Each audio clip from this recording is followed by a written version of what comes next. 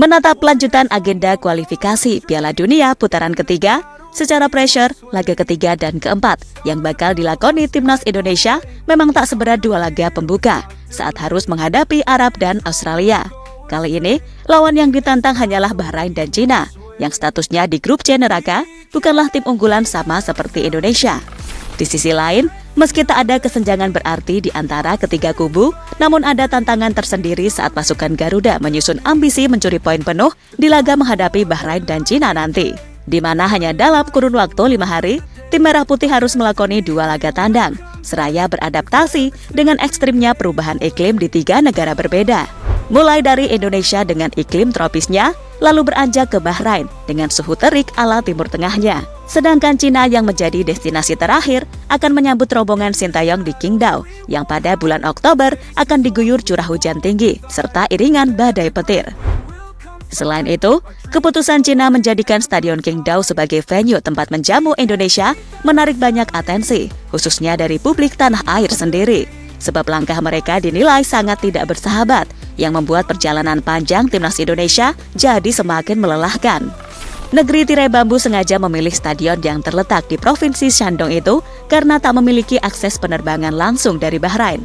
Dan hal ini membuat JHS beserta kolega harus menempuh 30 jam perjalanan normal jika tak memilih terbang menaiki pesawat charteran khusus.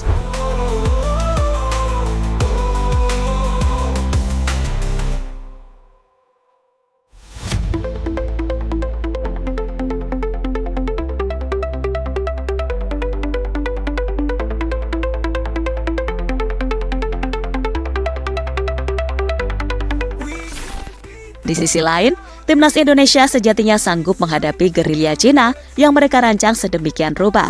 Sebab dalam beberapa kesempatan, banyak punggawa Garuda membuktikan panjangnya perjalanan yang harus ditempuh tak menyusutkan niat mereka mengharumkan panji merah putih.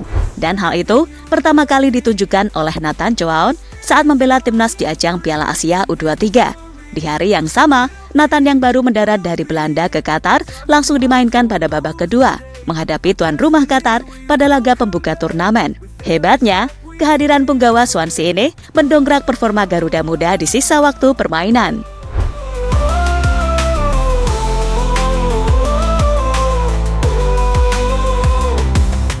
In the shadows we won't hide, facing storms we won't divide, with every breath we will come fight.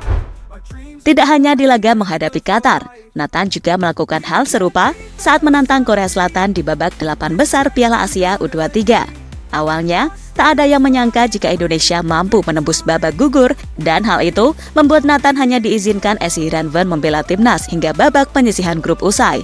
Maka dari itu, usai kemenangan besar menghadapi Yordania, pemain berdarah Semarang ini langsung bertolak ke Belanda, sesuai kesepakatan awal dengan SC Heerenveen. Namun karena perannya yang begitu vital, membuat seluruh penikmat sepak bola tanah air memaksa Nathan agar kembali membantu rekan-rekannya di Qatar. Beruntungnya, permintaan itu didukung semua pihak yang bersangkutan. Dan hanya beberapa jam usai mendarat di Belanda, Nathan Choaon kembali terbang ke Qatar dan membantu timnas Indonesia mengukir sejarah lolos ke semifinal AFC U23 untuk pertama kalinya. With strength and unity, our spirits flying free in victory will be.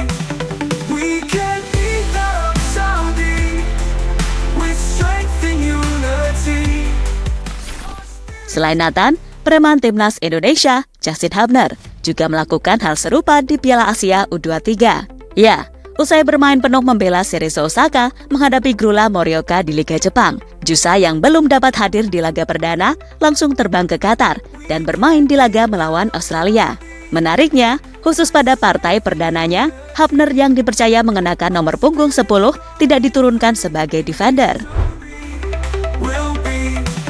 We can beat the Arab Saudi with strength and unity. Our spirits flying free in victory will be. Di level senior, Kapten JHS beserta pilar timnas seperti Marten Pas, Kelvin Verdong, hingga Ragnar Oratmangun juga membuktikan jika mereka anti jet lag jika berhubungan dengan timnas Indonesia. Bayangkan, Usai selalu bermain penuh dalam 2 laga awal kualifikasi dan bekerja paling banyak agar pasukan Garuda mampu mencuri poin, mereka langsung bertolak ke klub masing-masing, tepat usai laga menghadapi Australia. Bahkan JHS sehari setelah sampai di Venezia langsung menghadapi raksasa Serie A AC Milan dan tampil paling menonjol di laga tersebut. Performa gemilangnya sontak membuat media lokal Venezia memuji performa Bang Jai meski tim mereka harus bertekuk lutut dengan skor telak 0-4. Meskipun kerja individu dari separuh tim di bawah ekspektasi, diskusi tidak harus dikaitkan dengan semua pemain. Tidak demikian dengan halnya Michael Swoboda dan terutama dengan JHS yang berhasil melakukan perbaikan sebanyak yang dia bisa, ungkap Tuto Venezia Sport.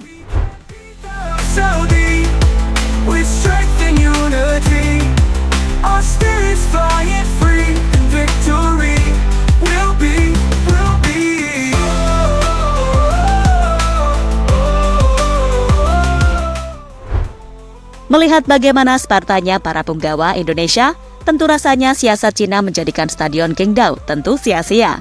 Terlebih pihak Federasi Indonesia mengkonfirmasi usai layar dari Bahrain, pasukan Garuda akan difasilitasi pesawat khusus yang akan mengantar mereka langsung ke Provinsi Shandong.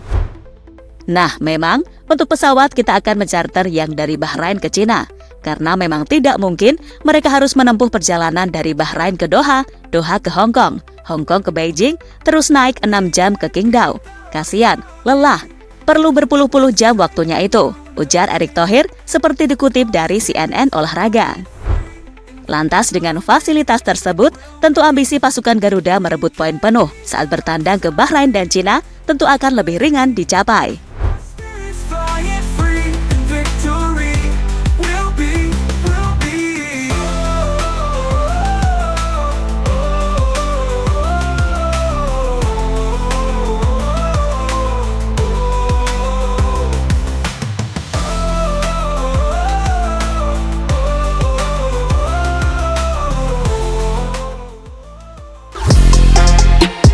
Halo, izin iklan sebentar ya guys. Jadikan ruangmu bernuansa Timnas. Temukan beragam poster dinding, sepak bola dan Timnas dengan desain menawan, kualitas premium dan harga yang tidak akan menguras kantong. Segera klik link Shopee di deskripsi video ini dan dukung Timnas dengan sepenuh hati. Mulai dari dinding rumahmu.